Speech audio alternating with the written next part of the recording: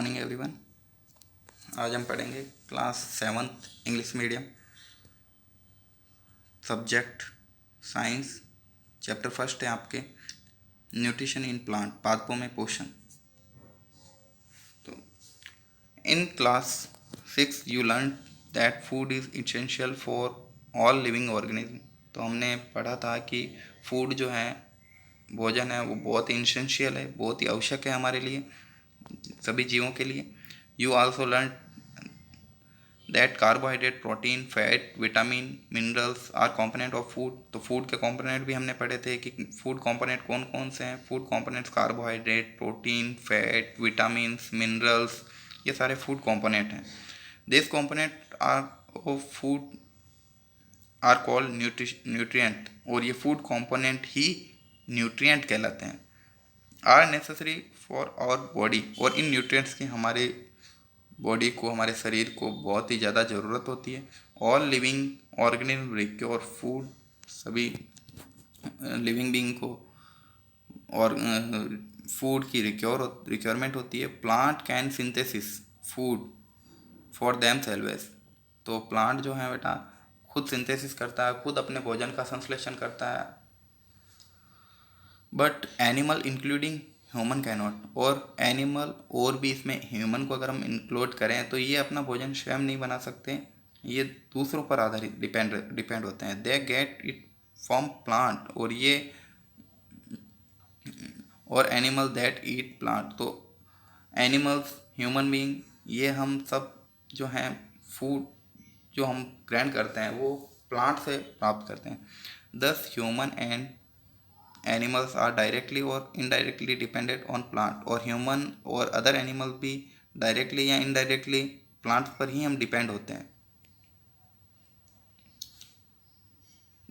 तो यहाँ पर आपके डायरेक्टली कि वेजिटेरियन तो डायरेक्टली प्लांट पर ही डिपेंड है, और इनडायरेक्टली हम कैसे डिपेंड है प्लांट पर, कि जैसे नॉन वेजिटेरियन कहेगा कि भाई हम तो ये मीट फिश वगैरह यही खाते हैं। तो मीट फिश वगैरह जो कोई भी खाता है तो वो उन उनकी भी बॉडी किससे बनी है, क्योंकि जो मीट खाता है वो हिरन है या और भी अदर से जानवर हैं, खरगोश हैं। तो वो खरगोश को अगर कोई नॉन वेजिटेरियन खाता है तो खरगोश प्लांट खाता है, प्लांट से उसकी बॉडी बड़ी होती है, और फिर उसको जो ईट करते हैं तो वो इनडायरेक्टली प्लांट पर ही डिपेंड है। Mode of nutrition in plants. तो पादपों में पोषण विधि कैसे न्यूट्रिशन प्राप्त करते हैं उसके बारे में हमारे को पढ़ना है इसमें। Plant are the only organism that can prepare food of them for themselves. कि प्लांट ही ऐसे हैं जो अपना भोजन जो है बेटा स्वयं बनाते हैं। यूजिंग किस किस का यूज़ करते हैं वो अपना भोजन बनाने के लिए? Water, carbon dioxide and minerals. Water ये उनको मिट्टी से, ज़मीन से मिल जाता है। कार्बन डाइऑक्साइड ये उनको एटमॉस्फेयर में मिल जाता है, उनके आसपास का वातावरण जहाँ से हम ऑक्सीजन ग्रहण करते हैं, उसी वायुमंडल से, उसी एटमॉस्फेयर से वो कार्बन डाइऑक्साइड एब्जॉर्ब करते हैं। एंड मिनरल्स वो मिट्टी से ही वाटर के साथ एब्जॉर्ब कर लेती है उनकी जड़ें, roots. The raw material are present in their surrounding, और ये रॉ मटेरियल, ये कच्ची सामग्री उनको अपने आसपास मिल जाती है। The nutrients enable living organism to build their body, और ये न्यूट्रिएंट्स उसको ये करने के लिए सक्षम बनाती है, जैसे कि बिल्ड देयर बॉडी इन न्यूट्रिएंट्स से, carbon dioxide, water and minerals, इनसे वो अपना फूड बनाते हैं प्लांट, और उस फूड से वो अपनी बिल्ड देयर बॉडीज, वो अपनी बॉडी का निर्माण करता है, अपने शरीर को बड़ा करता है। जैसे कि प्लांट छोटे से बड़ा होता है तो वो फूड से ही होता है। टू ग्रो, और वो अपनी वृद्धि करता है। टू रिपेयर डैमेज पार्ट, अगर किसी पार्ट को अगर हम काट भी दें पेड़ के तो उस डैमेज पार्ट को वो अपने आप ठीक कर लेता है of their body. And provide the energy to carry out life process, और उसको एनर्जी भी मिलती है जिससे वो अपनी लाइफ को आगे बढ़ाए। Nutrition is the mode of taking food by an organism and its utilisation by the body. और स्वपोषण किसे कहते हैं कि ऐसे ऐसे जीव जो the mode of taking food by an organism, जो कोई भी हम फूड लेते हैं ऑर्गेनिज्म एंड इट्स यूटिलाइज, और उस फूड को खाने के बाद हम उसको यूटिलाइज भी करते हैं। जैसे कि हम भोजन खाते हैं और भोजन खाने के बाद उससे हमारे को एनर्जी मिलती है, उस एनर्जी का हम उपयोग करते हैं। And the mode of nutrition in which organism make food themselves, और ऐसे ऑर्गेनिज्म जो अपना फूड देमसेल्व्स अपना आप ही बनाते हैं, फॉर्म सिंपल सब्सटेंस, और सिंपल सब्सटेंस से वो अपना भोजन स्वयं ही बनाते हैं, कॉल्ड ऑटोट्रॉफिक। इसको हम बोलते हैं ऑटोट्रॉफिक। ऑटोट्रॉफिक मीन्स होता है बेटा कि इस ऑटोट्रॉफिक के अंदर जितने भी जीव होते हैं, जीव तो नहीं कह सकते हम, क्योंकि जीव जंतु जितने भी हैं वो सारे के सारे हेटरोट्रॉफ में आते हैं। ऑटोट्रॉफ में केवल प्लांट आते हैं। तो प्लांट क्या करते हैं, अपना भोजन स्वयं बनाते हैं। ऑटो यानी सेल्फ, यानी कि खुद का भोजन खुद ही बनाते हैं। And therefore plant are called autotroph, और ऐसे प्लांट को जो अपना भोजन स्वयं बनाते हैं उसको हम ऑटोट्रॉफ बोलते हैं। Animals and most other organism take in food prepare by plant, और काफ़ी एनिमल्स जो होते हैं, मोस्टली ऑर्गेनिज्म, वो अपना भोजन जो है प्रिपेयर प्लांट से करते हैं, यानी कि प्लांट पर डिपेंड होकर उनसी प्लांट से ही एब्जॉर्ब करते हैं। उनको हम बोलते हैं हेटरोट्रॉफ, यानी कि मनुष्य जो है प्लांट पर ही डिपेंड है। गेहूं की फसल पर, गेहूं से आटा मिलता है तो वो आटा गेहूं से मिला है, तो वो हेटरोट्रॉफ है क्योंकि वो प्लांट पर डिपेंड है। ऑटोट्रॉफ जो अपना भोजन स्वयं बनाता है। Now we may ask were the food factories of plant located whether food is made in all part of a plant or only a certain part। और ये फूड जो लोकेटेड होता है वो पादप पादप सभी भागों में निर्मित हो सकता है, या किसी विशेष स्थान पर ही भोजन इकट्ठा होता है। तो प्लांट के हर एक प्लांट का अलग अलग फूड ऑब्टेन करने का एक पार्ट होता है। जैसे कि किसी प्लांट की हम जड़ें खाने के रूप में ग्रहण करते हैं, जैसे कि मूली, गाजर, शकरकंद, इनकी जड़ों को हम खाते हैं। कुछ एक प्लांट के स्टेम जो होते हैं जिसको हम फूड के रूप में एब्जॉर्ब करते हैं, जैसे कि शुगर कैन।